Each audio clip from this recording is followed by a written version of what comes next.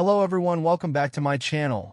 In today's video, I'm going to show you how to send a one-time view photo on Instagram. First, open the Instagram app on your mobile device. Once you're logged in, tap the message icon in the top right corner of your feed to access your direct messages. Scroll down and open the conversation where you want to send the one-time view photo. In the chat screen, you'll see the message box at the bottom. Tap the camera icon on the bottom left of the typing field.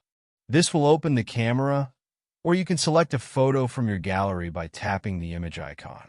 Choose the photo or screenshot you want to send.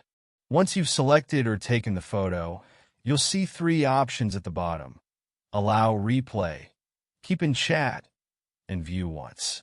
Tap on View once so the photo can only be viewed once by the recipient. Finally, tap the Send button to send the photo. You've successfully sent a one-time view picture. Now, let's see how it looks in the receiver's chat. The recipient will get a notification, view the photo, and once they've seen it, it will disappear from the chat. And that's it. By following these easy steps, you can send a one-time view photo on Instagram. If you found this video helpful, don't forget to like and subscribe to my channel for more tips and tutorials. Thanks for watching.